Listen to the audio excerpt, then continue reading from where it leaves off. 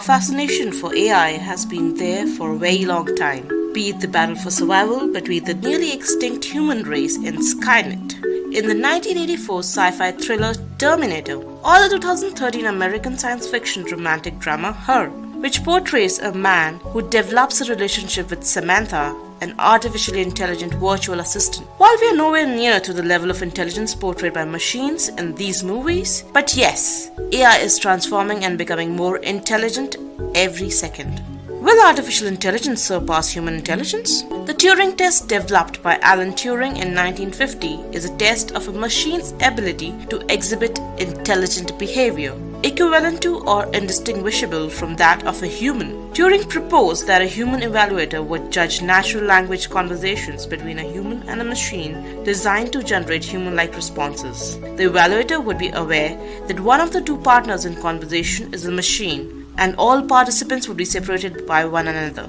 The University of Reading says the computer program, it's called Eugene Gustman, has passed the iconic Turing test. Well, it's fairly sophisticated. It did get 1/3 of the judges to actually think it was a Ukrainian boy and not a computer, and that's a significant accomplishment.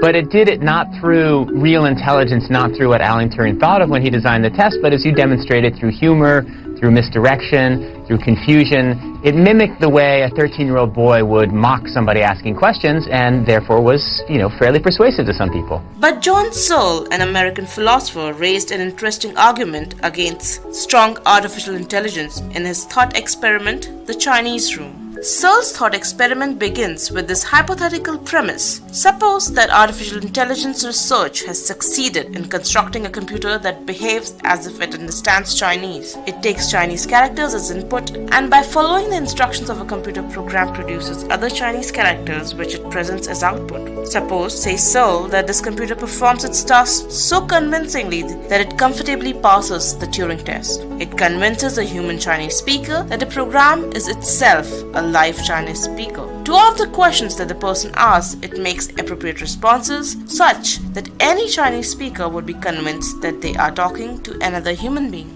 The question Searle wants to answer is this: does the machine literally understand Chinese? Or is it merely simulating the ability to understand Chinese? Searle argues that without understanding, we cannot describe what the machine is doing as thinking. And since it does not think, it does not have a mind in anything like the normal sense of the word. Hi, I'm calling to book a women's haircut for a client. I'm looking for something on May 3rd. It turns out a big part of getting things done is making a phone call. In 2018, Google CEO Sundar Pichai demonstrated how a Google Assistant can make a haircut appointment with a salon and sound like an actual human. So how can I help you? Hi, I'm calling to book a women's haircut for a client. I'm looking for something on May 3rd. Sure, give me 1 second. The conversation between the bot and the saloon seems surprisingly human, and Google Duplex wonderfully understands nuances of conversation. All this has been possible with years of research in natural language processing and deep learning. Google's Duplex phone call may seem unbelievably real, but for AI to replicate human thinking is still a very long journey. While AI has succeeded in beating human champions in games like Go, Dota, poker, AI still lacks common sense, which every 10-year-old possesses. Today, AI can mimic human tasks in well-defined and controlled environments. Boston Dynamics Spot, a semi-autonomous four-legged robot, has been entertaining us with its moves on Bruno Mars' Uptown Funk. I'm too hot, hot day. Make a dragon wanna retire, man. I'm too hot, hot day. And my man bow down, money break it down. I'm gonna give it to you Saturday night. Or his ability to pull a truck. Spot knows how to climb stairs and avoid barriers, but it still needs human assistance. Spot can retrace its paths and navigate spaces and can be very useful in industrial spaces, but in a well-defined environment. While Spot seems a step closer to an intelligent bot, but Boston Dynamics still has a long way to go before Spot can operate on its own intelligence.